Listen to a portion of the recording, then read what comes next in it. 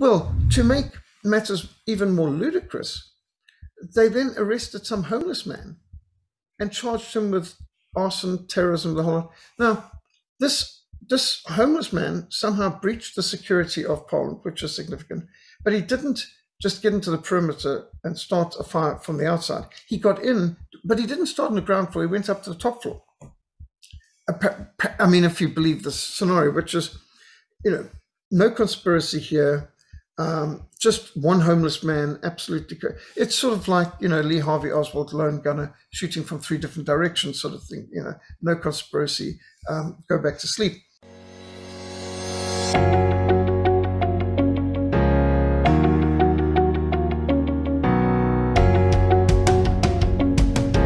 Hello, my name is Donald, and welcome to the #1 media company, WorldView. At WorldView, we explore everyone's perspectives on all things that can broaden our worldview. Today, we're chatting again with Dr. Peter Hammond. He is the founder of organizations like the Frontline Fellowship, the Reformation Society, and many other Christian organizations. The doctor is the author of many books, which we will display on the screen and provide links at the bottom for more information. Doctor, welcome back to the show. So we just heard, or recently, the South African Parliament suffered some extensive damage due to a fire. And it seems like you have some inside information as to why that fire broke out. Can you tell our viewers, why was the South African Parliament set on fire? There's so many strange things about this. It was said by Franklin Delano Roosevelt and Benjamin Disraeli that nothing in politics happens by accident. If it happens in politics, you can be sure it was planned that way. Interesting quote. Well, on the 2nd of January, in the early hours of the morning, a fire broke out in Parliament. In fact, it probably started around midnight because the fire had been raging probably for about 5 hours before it was spotted. Now, there's a whole lot of very strange things. And because I actually worked in the fire brigade before, when I was studying at theological college, firefighting was my job that put me through college. I did the midnight shift.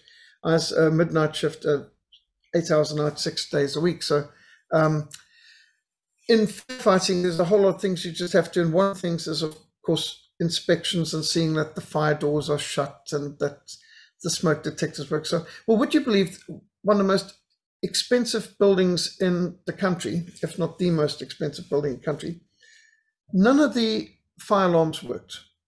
None of the smoke detectors worked. None of the sprinklers worked. In fact, the sprinklers had been turned off. And extraordinary, there wasn't one single security person within the entire building complex on duty at that time. They'd been given the weekend off. There were some guards at the gate, but there was not one security personnel in the building. So the Parliament was on fire for many hours, 5-6 hours or so, before some hikers on top of Table Mountain in the early hours of the Sunday morning, the 2nd of January, noticed smoke billowing out of the roof of the Parliament buildings, and phoned by cell phone the Cape Town City Fire Department, who responded very quickly.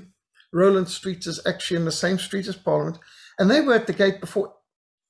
There were no fire alarms. There was no call from Parliament. The fire brigade's at the gates trying to convince the police to let them in. To put out the fire in the building. I mean, it sounds so ridiculous. It doesn't sound possible. Well, it gets worse. I mean, the fire was raging for hours. Now, this is the oldest Parliament in the Southern Hemisphere. Dates back to the 1850s. And this particular Parliament building was completed in the 1980s. And it's packed full of historic, you can just imagine, original, irreplaceable oil on canvases and documents and research and libraries. There's just so much involved in Parliament. And the main assembly chamber was gutted. Interestingly, the fire started on the 3rd floor, the top floor actually, which by American estimation would be the 4th floor, because we have ground floor, then 1st floor and so on, as opposed to Americans have 1st floor, 2nd, so on. So it's the 3rd floor, the 4th floor, depending on whether you're American or not. It was started in the ANC Members of Parliament's offices, which just happened to have a whole lot of people's laptops, which were needed for evidence for an investigation to state capture corruption. There's a huge, massive, colossal investigation called the Zondo Commission right now on the go, looking into state capture corruption. And a whole lot of the evidence just got burned up over that weekend from the fire that started in the offices. And it seemed that they all left their computers at the office over the weekend, the long weekend, and there were no police. And a lot of coincidences came together. You know, the dog ate my homework, that sort of thing. Well, it gets even more bizarre because after the fire was put out, the fire chief walked around and noticed that almost all the fire doors were latched open. Now, fire doors are meant to be shut for the very purpose of stopping a fire spreading. So, for example, in any fire, if all the doors are open, no matter how small or large the building, in 20 minutes, the whole establishment, warehouse, hospital, hotel is destroyed if all doors are open. Hence, you have fire doors. A fire door can slow down a fire for anything from 20 minutes for a pathetic door to a couple of hours if it's a really good solid door. So that's why if you go to hotels, hospitals, and so on, you've got doors that are meant to be shut all the time. And they've got springs on to make sure that they're shut. You might sometimes see them propped open because people find inconvenient opening these doors over and over. But the fire doors are there for a very, very good reason. Well, these fire doors were all latched open with metal latches. I mean, this wasn't just propped up temporarily. Metal latches which kept the fire doors open, which means a fire gets spread because a fire is a triangle: fuel, heat, and oxygen. A fire needs oxygen to breathe. Without the oxygen, the fire dies, or at least it slumbers. And when a person opens the door, you suddenly get a whole lot more oxygen, and you can get a massive resurgence or even explosion, backdraft of the fire.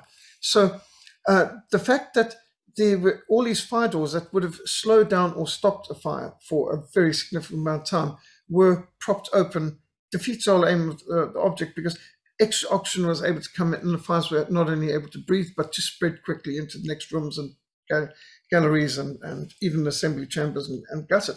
So incredibly, even after the fire brigade had extinguished the blaze, it went through the whole of Sunday. They started off with 30 firefighters and 5 fire engines. It ended up with something like 300 firefighters, 75 vehicles there. It was a big fire. This was really serious. And a massive, we're talking about billions of rands worth of damage. And after the fire brigade had left, fires out, left, all back in the station, the fire re-erupted on late Monday afternoon and blazed through the evening.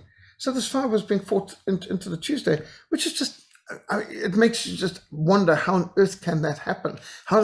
Well, to make matters even more ludicrous, they then arrested some homeless man and charged him with arson, terrorism, the whole. Now, this homeless man somehow breached the security of Parliament, which is significant, but he didn't just get into the perimeter and start a fire from the outside. He got in, but he didn't start on the ground floor. He went up to the top floor. I mean, if you believe this scenario, which is, no conspiracy here, just one homeless man, absolutely.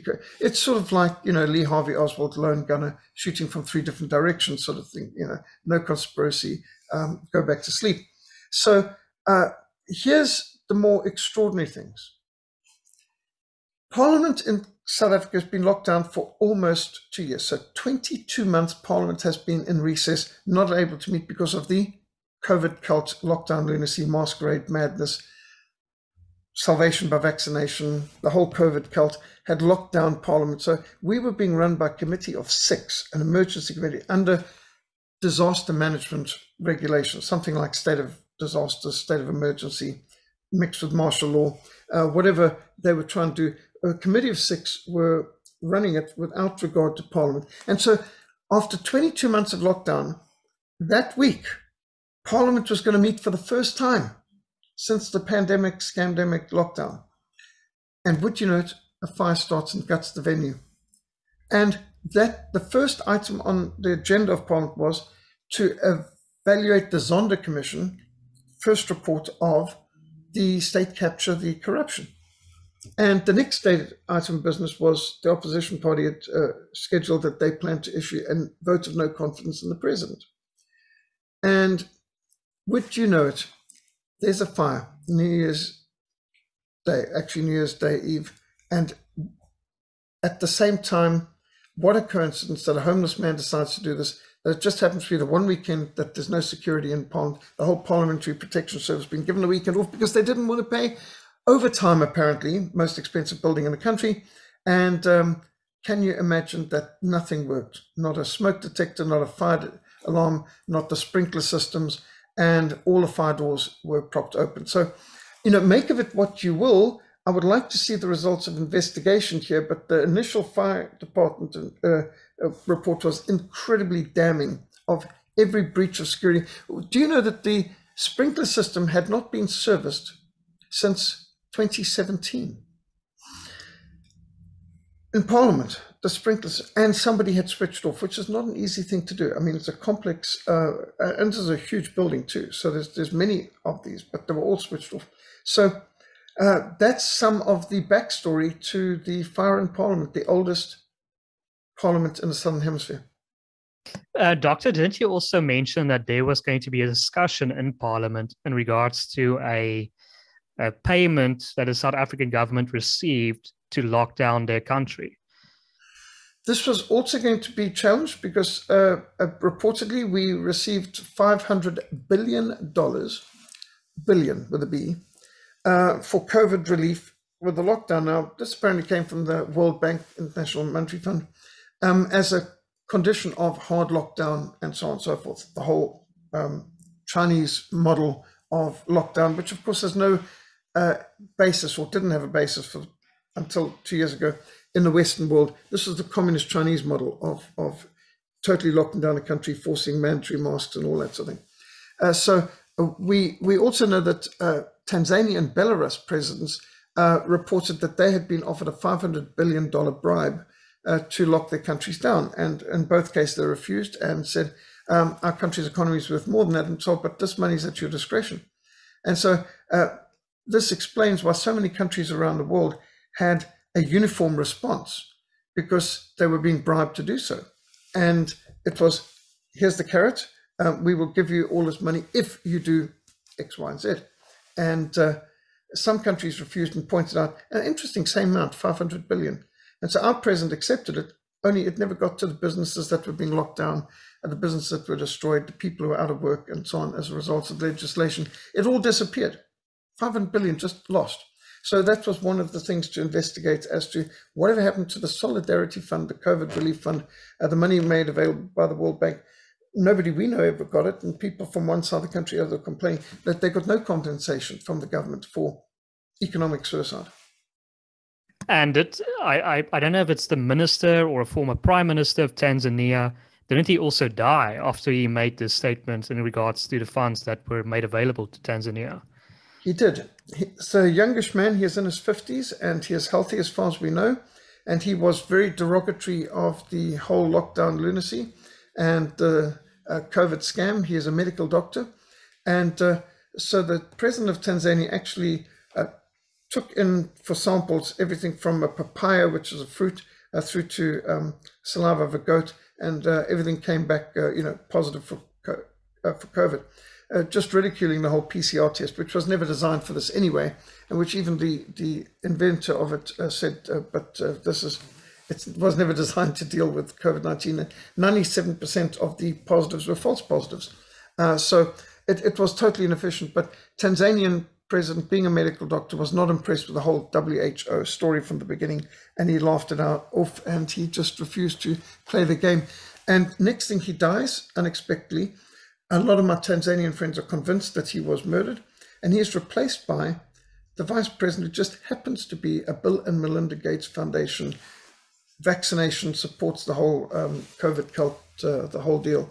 So the Tanzanians are extremely suspicious and believe that their president was assassinated because of opposing the WHO narrative.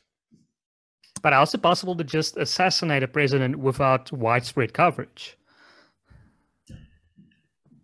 Indeed. Where's the investigation? Where's the response about it. It seems to have just been suppressed under a deluge of COVID propaganda. And so, yes, I know a number of Tanzanians who all are convinced their president was assassinated, and there's a cover-up since. Can one say that the fire that broke out in Parliament was just a series of, I mean, the South African government is known to be incompetent. Can it just be described as incompetence in general? Or do you think there's just too many mysterious occurrences to say that this was just incompetence?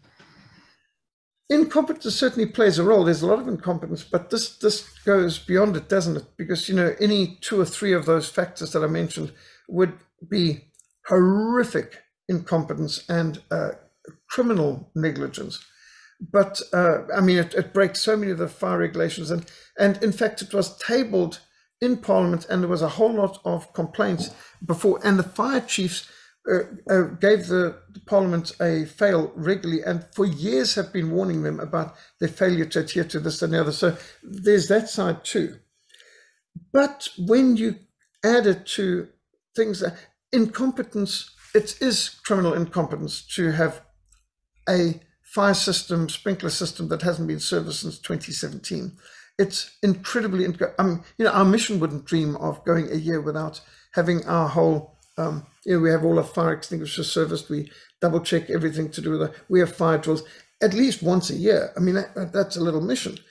Nothing compared to the quality of Parliament. So all of that's criminal negligence. But to go beyond that, how is it possible that none of the sprinklers worked? None of the smoke detectors work. This is an awful lot of incompetence. It goes beyond. You would have thought at least something would work. But who put the personal protection services people all on leave over the long weekend? And how come there wasn't one on board? And by the way, they haven't had a head of the parliamentary protection services for several years, because the top 2, both the head and the vice, are on suspension with pay for some kinds of criminal activities. So they didn't even have a leader for the Parliamentary Protection Services, and then it all puts off duty for the long weekend. All of this just adds up to, if it's incompetence and coincidences, it's an awful lot. I think it strains credulity to believe that there wasn't some sinister hand behind us. If it's not the homeless person who you believe is a patsy, a Lee Harvey Oswald, who do you think created the fire? Do you think it was a member of Parliament that just created a fire on the 3rd floor? It's believed to be more than just an individual. In fact, there are several political parties in opposition who have already suggested that very thing. And there are different political parties, opposition groups, Action SA, Africa Transformation, ATM, and so on, who have all questioned very publicly, Freedom Front and others, that how is this all possible, and speculating whether this is in any way faction fighting within the ANC, because we've got a very strong faction fighting between the Zuma supporting ANC and the Mbeki supporting ANC and the Ramaphosa groups, and that there's a power struggle within them. And it is believed, and it is accused and counter-accused from these groups, that members within the ANC and even the security establishment, meaning intelligence and so on, who orchestrate the July riots and looting spree, which crippled vast amounts of KwaZulu-Natal and parts of Gauteng, billions of dollars worth of looting, arson, destruction, done in the space of a week, from the 9th of July on last year.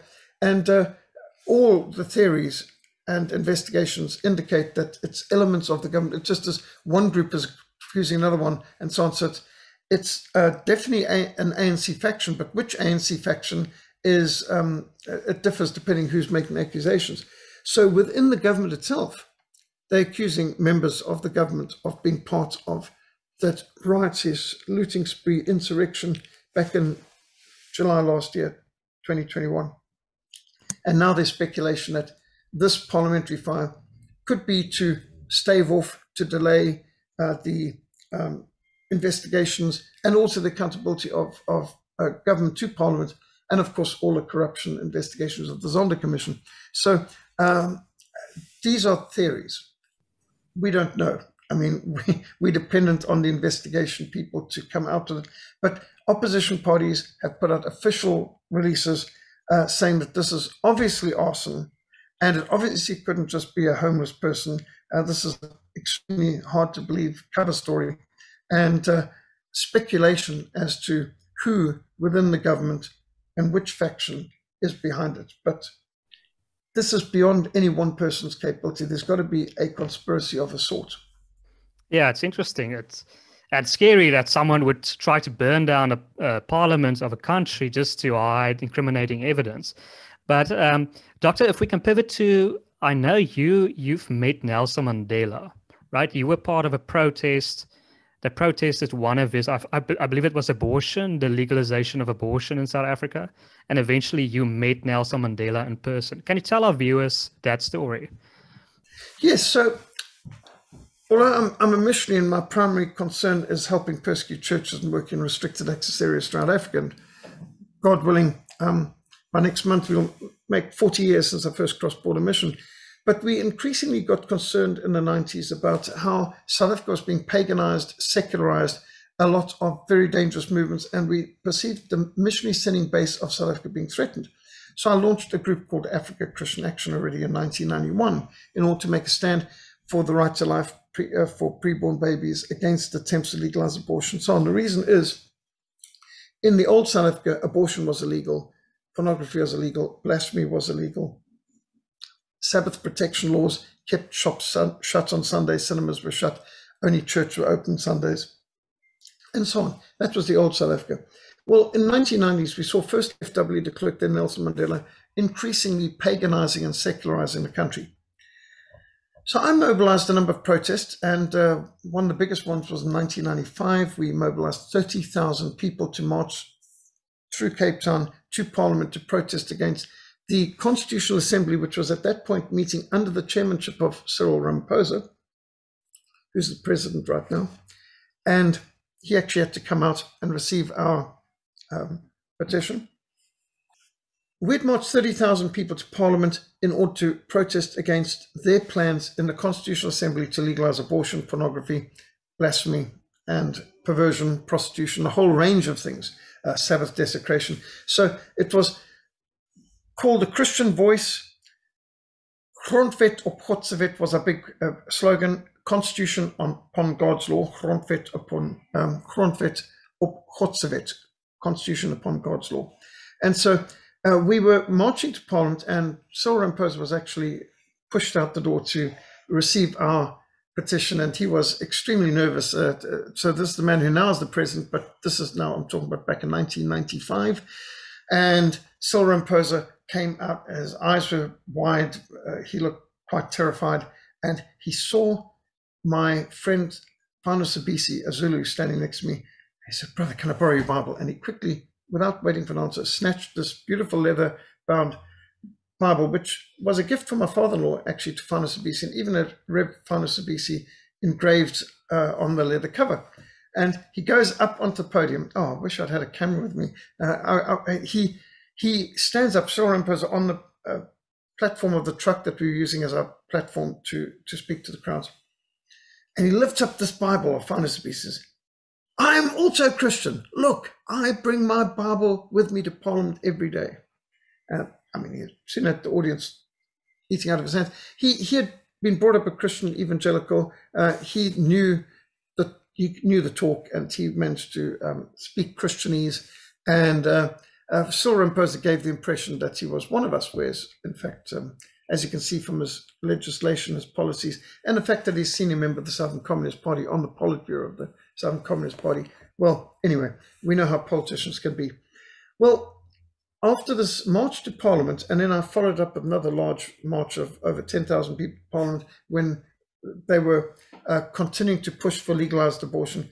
And then Nelson Mandela, the president of South Africa at that time, summoned me to Groote Schuur, which is the estate that Cecil Rhodes bought up and donated to the people of the Cape for residence for future prime ministers of the Cape. And in the official president's residence, when he's in Cape Town, Nelson Mandela received me. I was summoned. So at the parliamentary protest meeting, And a person from his office came and said, the president wants to see you on Thursday. So we marched on Tuesday. I met the president on Thursday. And Nelson Mandela was very gracious. And his first words to me were, "So, Mr. Hammond, what were you doing in the years of struggle?" So I said, "I was fighting people like you, sir." And he laughed and he slapped his knee and he stood up. He reached out and he wanted to shake my hand again. He said, "I am so glad to meet an honest white person. Every white I've met so far always supported me, always opposed apartheid. I wondered how the National Party stayed in power for 40 years when nobody actually supported them." And I said, "Well, make no mistake, Mr. President, we were fighting against communism and against terrorism. We were not fighting for apartheid." And he said, "Apartheid was the greatest evil in the history of the world."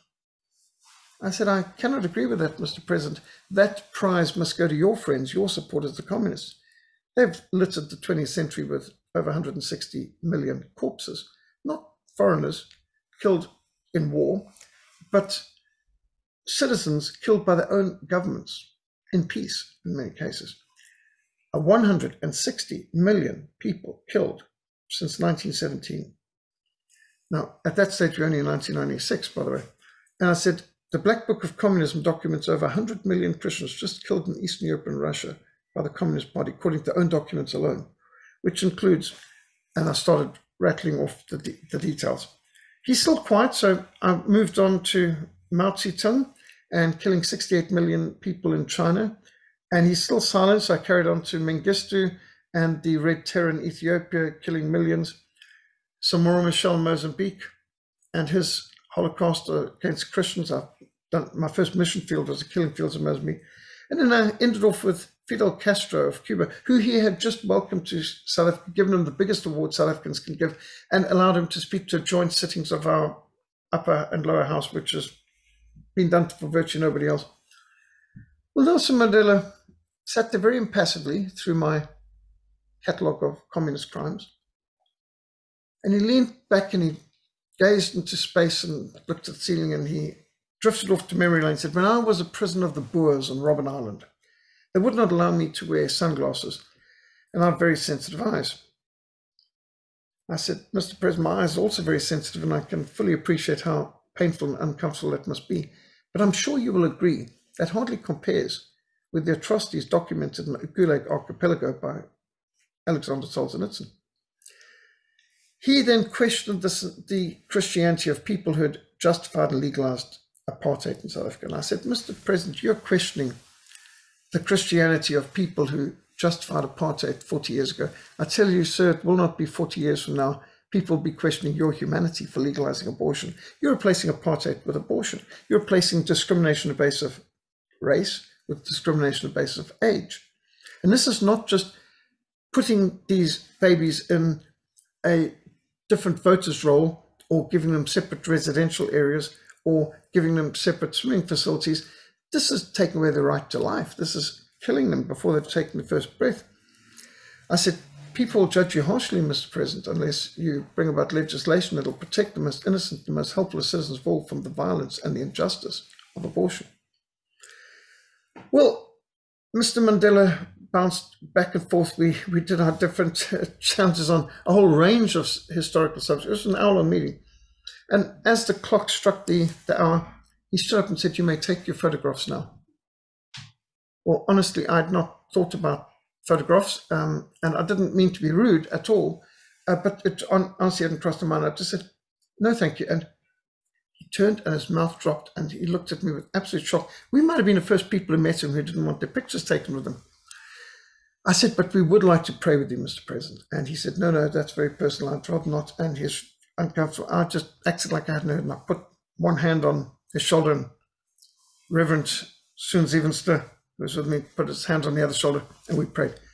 "Lord God, do not give Mr. Mandela one moment's peace until he does what he knows is right, enacts legislation for the protection of the most innocent and helpless citizens of all, preborn babies from the violence and injustice of abortion. Lord God, may you lead Mr. Mandela to bow his knees to you, that he may experience peace and freedom through Christ alone, through his blood atonement." And so we prayed along this line for his salvation and for him to do the right thing. And I could see he was steaming inside, but he maintained his outward composure. He's gracious. My door is always open to you, Mr. Hammond. I'm always responsive to the concerns of your constituency. I never thought I represented a constituency, but anyway, he was gracious. Okay, so that was Thursday. So we marched on Tuesday. Thursday, I was summoned to the president's mansion.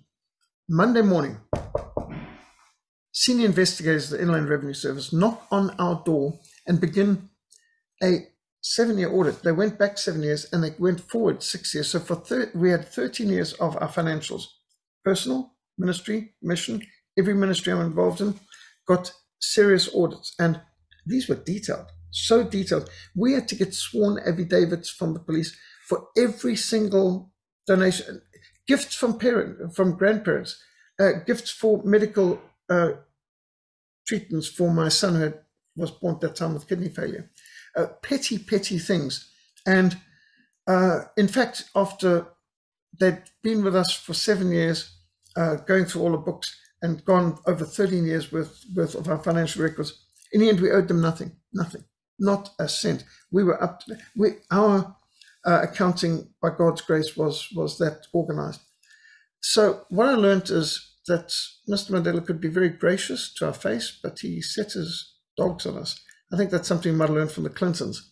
I think a lot of people who caused grief to Governor Clinton or President Clinton end up with IRS investigations and audits. So this seems to be a favorite means of some politicians to get people who upset them.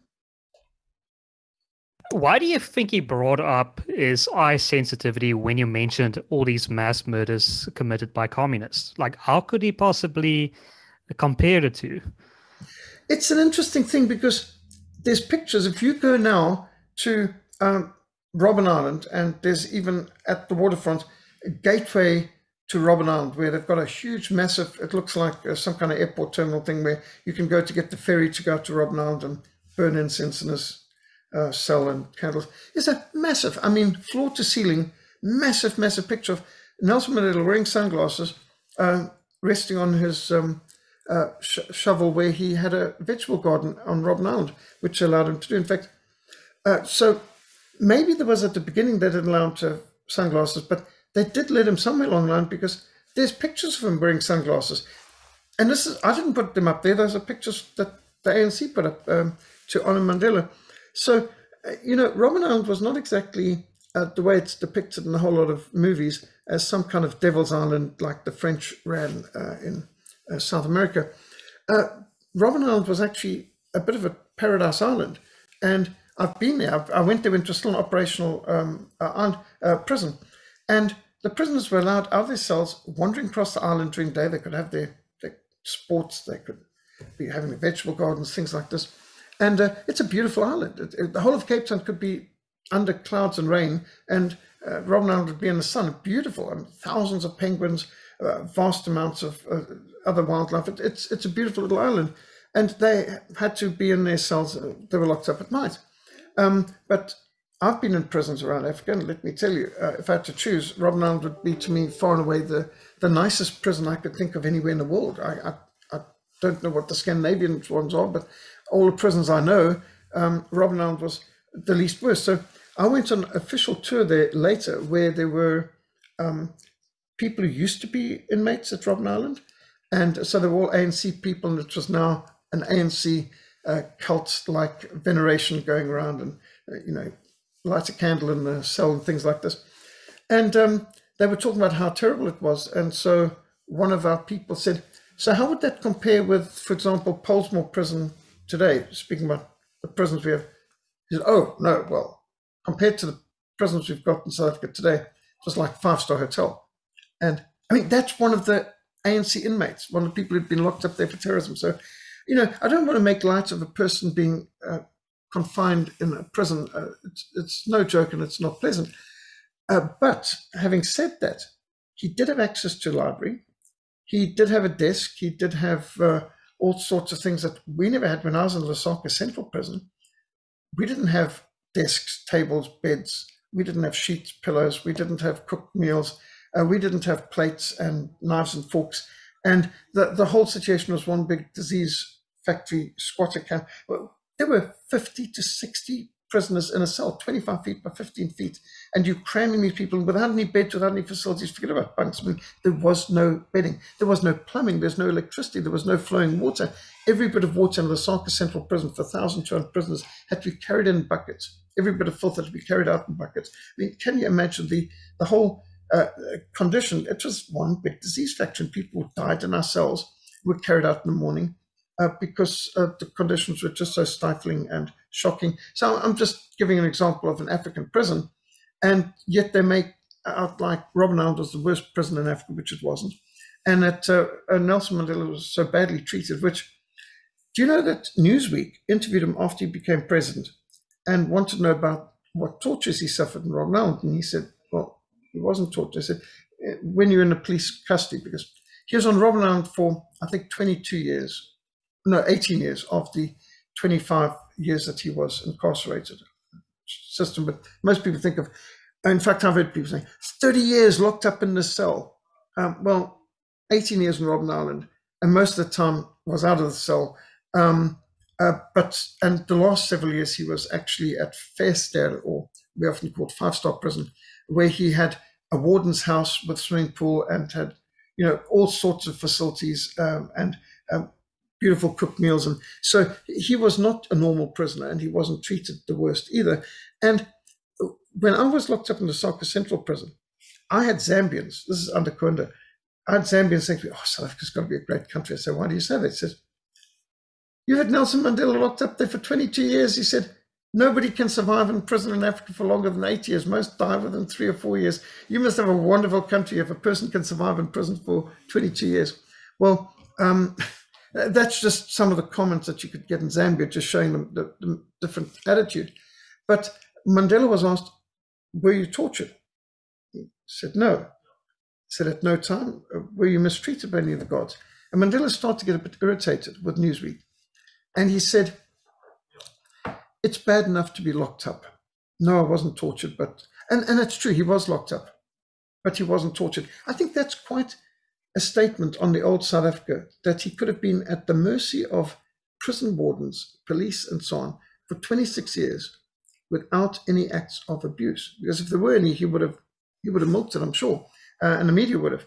And I think it's intriguing that Amnesty International did not take Nelson Mandela's case, ever, because it said he's not a political prisoner. And most people call him a political prisoner, but he wasn't a political prisoner. He was in prison, not for writing a poem or writing a letter like Alexander Solzhenitsyn. He was in prison for being the head of Umkhonto we Sizwe, the terrorist arm of the ANC, for organizing and orchestrating hundreds of bombings and terrorist campaigns, which included people, grandmothers and grandchildren, getting incinerated in petrol bombs, and the Johannesburg railway station bombing, and a whole lot of things like this were done by Umkhonto we Sizwe while he was in charge of Umkhonto we Sizwe.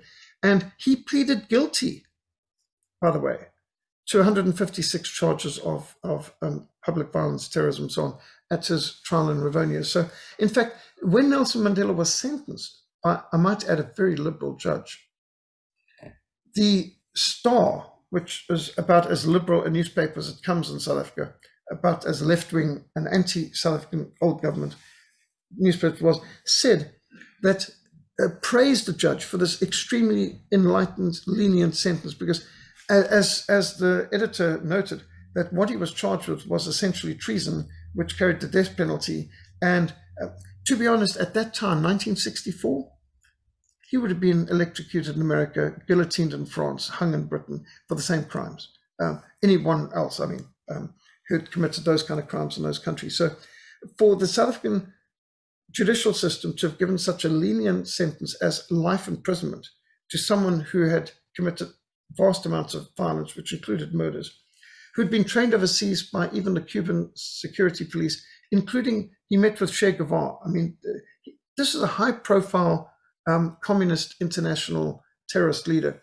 And that he was treated so well, I think, is a tribute to the old South African prison wardens and police, because I've been in the hands of people when arrested. I'm thinking now Zimbabwe, Zambia, Mozambique, Sudan, and abuse is part of the deal. It's extremely surprising when you hear of a person who's been arrested in Africa who has not been abused. So Nelson Mandela making a big thing about sunglasses, I was surprised, because if that's the worst he could come out with about the Boers, it does not match up to what the communists have done in the past, or what Nelson Mandela's government did, in fact, even while he was president. Interesting. Do you believe he was a Freemason? Oh, there's no question about it. It's not a theory. Nelson Mandela was certainly a Freemason. He was a very high degree Freemason. He was, I think, a 32 or 33rd degree Freemason. There's pictures of him in his full Freemason regalia. In fact, I've got the Freemasonry magazine. I've got a picture of it where he's on the cover of the Freemasonry magazine of South Africa, as, you know, one of the most honored members. Interesting enough, you know, Desmond Tutu and Thabo Mbeki were also Freemasons. And when Desmond Tutu had his funeral earlier this year, do you know that he was not just dressed in his Archbishop's regalia, but he had Freemason regalia as well. And there was Freemason elements to the funeral because he was a well-known Freemason. So this isn't a theory. That's an established fact. Also, by the way, when Nelson Mandela died, his family, the ANC, Southern Communist Party, all admitted he always was a senior member of the Southern Communist Party Politburo. Even though during his lifetime, for tactical reasons, they say, he denied that he was a communist and denied that he's a member of the Communist Party, he always was a senior member of the Southern Communist Party. So he perjured himself and lied throughout his life that he wasn't a communist, but he was. But it was known that he couldn't have gotten the support he did and the public adulation if it had been known. You may recall, if you go back in history, that New York Times and others steadfastly denied that Fidel Castro was a communist. You know, he was just popular leader of the revolution and so on and so forth. And then once Fidel Castro became president, well, yeah, total communism, Communist Party of Cuba, banned everyone else, executed thousands of people and so on and so forth, turned that island paradise into a hellhole, and millions of Cubans fled. So interesting how it's acceptable to lie for convenience, because, as Vladimir Lenin said, treaties are like pie crusts made to be broken. To tell the truth is a petty bourgeois habit, but to lie, and to lie convincingly, is a sign of superior intelligence. So the end justifies the means. Where do you think Nelson Mandela became a Freemason? Before or after prison, or during prison? I'm convinced he was a Freemason long before prison. The evidence is there. He went into the legal profession. He was already very high placed before he went to prison. In fact, it was being high placed that probably got him the position of being head of Umkhonto we Sizwe and so on. So these people choose their proteges early on. So that, for example, if we look at Desmond Tutu, Archbishop Desmond Tutu, he was early on selected for special treatment and to be a Freemason. And you get this from his own authorized biography, Rebel Rouser for Peace. So that's the authorized biography of Desmond Tutu. How, as a young priest already, before he even became priest, the richest man in South Africa, Harry Oppenheimer, who was head of Anglo-American De Beers, Diamonds, you know, the big, mega big billionaire company. And he paid for all the studies, all the debts. There was a whole lot of debts of Tutu that prevented him from becoming a priest.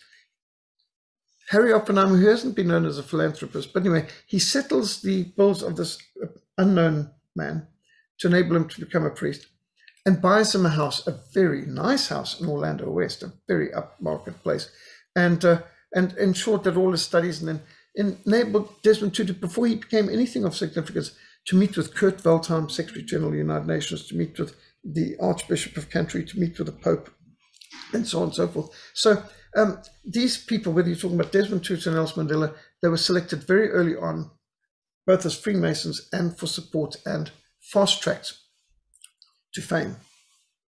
There's a lot of reports that fewer and fewer people are part of Freemasonry. Do you think Freemasonry still has a powerful influence in today's world? It would seem so, because the Freemasons, certainly in South Africa. So here's an intriguing anecdote about our parliament. When I met with Nelson Mandela, in 1996 when he's president, one of the topics of conversation just happened to get onto the fact that they wanted to relocate Parliament. And they want to relocate Parliament up to Transvaal. They'd never liked the idea of the three capitals. So South Africa, coming from reformed roots, has separated executive, judicial, and legislative forms of government geographically, even, so that the executive capital of South Africa is Pretoria, where union buildings and the president's offices. The legislative capital of South Africa is Cape Town, 1,400 kilometers away, where we have Parliament. And the judicial capital is Bloemfontein, where we have our Supreme Court. So South Africa's got this decentralization built in, which the communists hate. They've continually, we want one capital. That's been a demand of the EFF and the ANC. They want to bring about one capital. So Mandela was trying to relocate Parliament to Midrand, which is just halfway between Johannesburg and Pretoria. And there was this big move, we're going to move Parliament. So one of the people in this meeting with Mr. Mandela was the, I should call him the theological apostate, although he was called the theological advisor to Nelson Mandela. But Carl Niehaus is a Dutch Reformed Church theological student who got kicked out of college for living with his girlfriend, being an open immorality, and I presume for heretical and other views too. It's got to be pretty bad to be kicked out of these average theological seminaries, sorry to say. There's not much standard there. And he's been bitter against the church ever since. So he became an ANC member. He's often walking around in camouflage uniform like he is some kind of uncontroversial terrorist. But at any rate, so this character, when I mentioned about the moving to Midrand, I said, so whatever happened to all of your promises of housing for all? It's going to cost billions of rand to move Parliament and to build adequate facilities, and just the National Archives alone requires, and I had the numbers at that stage, how many tens of thousands of square meters floor space it needs and so on. And Carl Niehaus said, we can sell Parliament to be a hotel or something like that. Yeah. Billions. But my response was, no, you can't. Parliament was sold, the whole land on which most of Parliament is based was sold to the Cape government for £1 by the Freemasons, on the condition that if Parliament ever moved from that spot, the property would revert back to the Freemasons for the same amount of money, i.e. £1.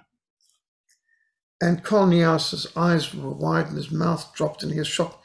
Nelson Mandela didn't bat an eyelid. I mean, he obviously knew. Well, it's facts like that of course, undermined the whole idea of wanting to move Parliament, because the country's invested billions into developing Parliament, and we couldn't get any return on investment if we ever moved the Parliament. And that's a Freemasonry fact. And inside the grounds of Parliament, there's only one house of worship. There's a Freemason place of worship. It's in the grounds of Parliament. Now, you'd almost miss it, but if you go through the main gates from Roland Street, where there's the big statue of the first Prime Minister of South Africa, General Louis Botha, you've got directly in front of you, you have the Tuinhuis, the old governor's residence, which is now the president's office. To the right, you've got the main House of Assembly and Parliament and National Council of Provinces, which is gutted right now. But far left, immediately far left, is, you've got to look for it to notice it's there, but there's the Freemason place of worship. It's on the grounds within the security perimeter, and there's many parliamentarians who go there. And of course, that included people like Thabo Mbeki. I do not know for sure, but I am pretty convinced that the present President, Cyril Ramaphosa, must be Freemason too. I don't think he would even be in that position. Fascinating. Yeah, Doctor, it's always so interesting to chat to you. I see our time is running out, so I want to give you one last opportunity to add, plug, or say anything that you want to. Yes, if people would like to see pictures of these, I've written some articles and posted it on our website of both of meetings with President Mandela and the protest actions that led to it, pretty impressive, and of course the burning of Parliament and so on. So if you visit, I've got a frontlinemissionsa.org website, so frontlinemissionsa.org website, and if anyone wants any further documentation from me, peter@frontline.org.za. So I'm just finishing off a book which includes a chapter on meeting President Mandela and my debates and arguments and protests with Desmond Tutu and a whole lot of other things in our work over the last 40 years. So that, by God's grace, is going to print next week and should be available in April in time for our 40th anniversary of cross-border missions. So Frontline's been for 40 years going behind enemy lines, and well, now we're living behind enemy lines, it seems. And I'm looking forward to that whole story getting out. Well, thank you, Doctor. Thank you so much for your time. Our viewers, if you want the details the doctor provided or spoke about, you can find the links in the description below. Please consider liking this video, sharing this as widely as possible, and subscribing to our channel. My name is Donald, and you've been watching WorldView.